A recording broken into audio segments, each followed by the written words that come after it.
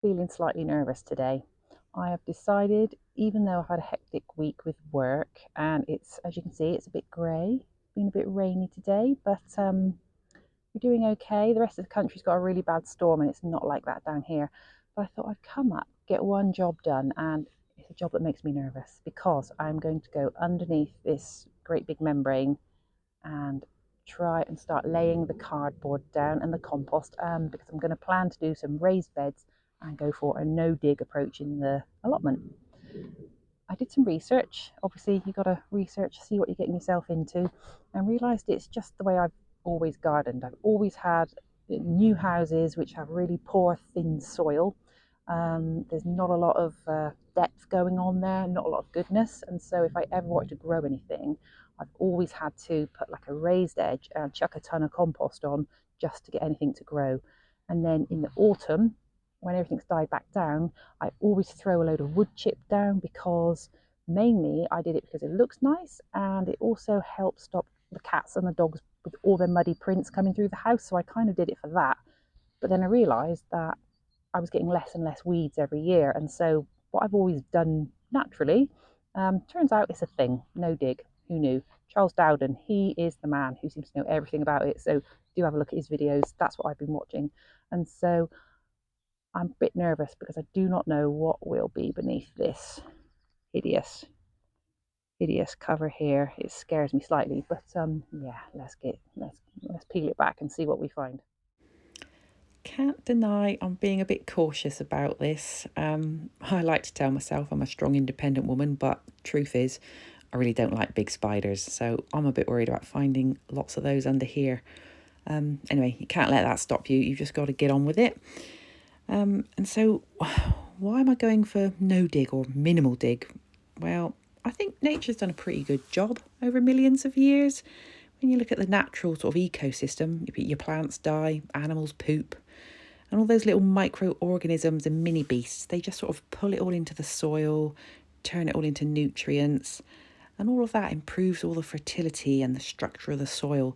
And so if you come along with your great big feet and a couple of spades breaking it all up, you're just sort of disrupting that cycle.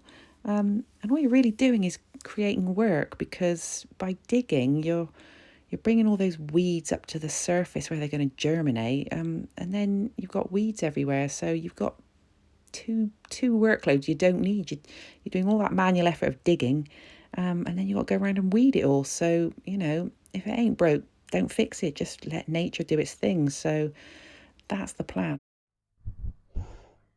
Right, so we've stripped back half of it. Let's have a look, see what's survived. Well, it certainly hasn't done anything for dandelions. There's loads of couch grass, loads of that around.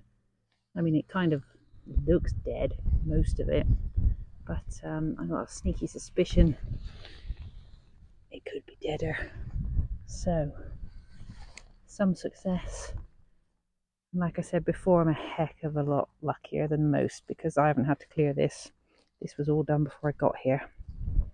So what we're going to do is even out some of the lumps and bumps and then start laying the cardboard, because although this weed membrane, I think it's a fairly new one.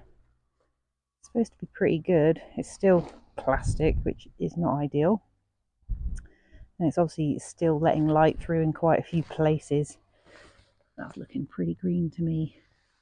So we are going to pay homage to the great Charles Dowden, and we're going to go with cardboard and compost. Okay, because I'm able to get hold of loads of cardboard from work.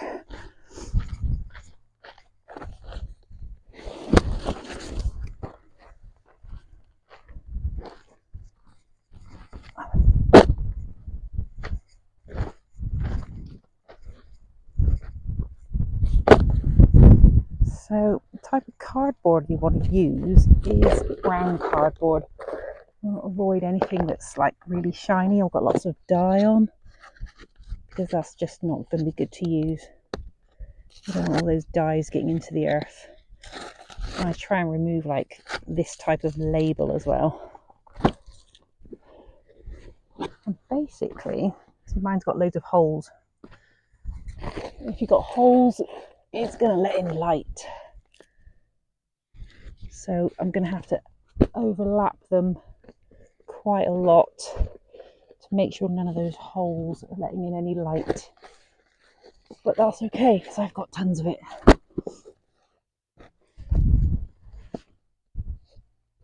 Little wood lice there, it's good signs. Loads of little bugs on this. Hopefully not any big spiders.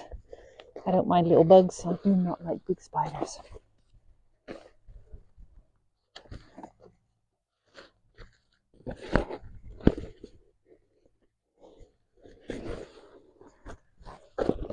There's quite a few holes, like really sunk in areas, and so what I'm going to do is just try and fill those now so it's a bit more level.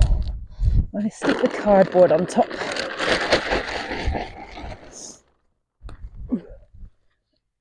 And it's a bit of a less of a tripping hazard. I nearly fell in one of these potholes the other day. Can't see it under the membrane, nearly come a cropper. Anyhow, just fill it in a bit and then keep on rolling with the cardboard.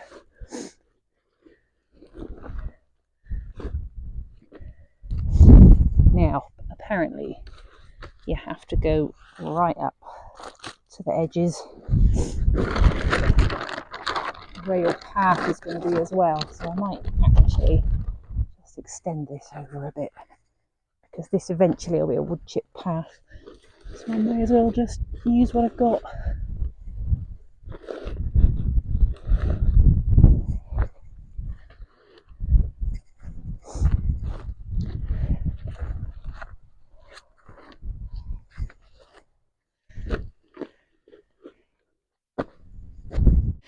I've put the cardboard about 3 or 4 layers deep down the centre, and it's about 2 layers deep around the edge, and I've extended it right beyond where I'm going to put all this compost now.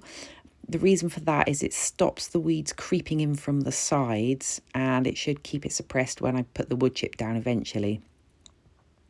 Now the compost, I'm putting about 10 bags down, and they weigh an absolute ton. I've put it about 10 centimetres thick, but I might sort of spread it out a bit thinner, but it will flatten down as time goes on. And the purpose of the compost is it's going to really help exclude the light, so it's going to suppress all the weeds. And what's really important is it's going to retain moisture, so we don't have water piped in up to the allotments. It's all got to be done by capturing rainwater, and so anything you can put on top of the soil to help keep it in is going to be really helpful. And we've also got clay soil up here, and so anyone who's lived with clay knows that in the hot weather it bakes absolutely solid, and then when you finally get rain it just runs off the top, and so you just lose all your water. So putting all the compost on top, it can help to prevent that from happening, because the water hits the compost, soaks it up like a sponge, and then it can slowly kind of wick away into the clay underneath. And also, obviously, it's organic matter, so it's going to really enrich the soil. Now, I've just used straightforward compost, but you can use other things. You can use animal bedding. You can use spent mushroom compost. There's different things you can use. What I have realised is how expensive this could be if you have to buy it. I'm really lucky. The allotment, they get a sort of shipping in of compost from a farmer, and that's much, much cheaper. So I've done that the first time, but we are really going to need to up the compost game. And so I'm definitely going to be hunting down some pallets, and I expect imminently you'll see another video of us making compost bins out of pallets, because we're going to need to start some kind of mass production of this, because you need a heck of a lot of compost. Anyway, that is going to be a job for another day. This is all I've had time to do today, and so the last thing I'm doing now is I'm going to put the membrane back over, cover it all up. That's just going to help to keep it dark, keep it protected. And that's it for today. That's all I've got time for. So it's just tidying up, and that's it. We're done. If you've got any tips, advice or suggestions for me, or simply want to see how the allotment grows, please subscribe, like and leave comments. I'd really appreciate any feedback.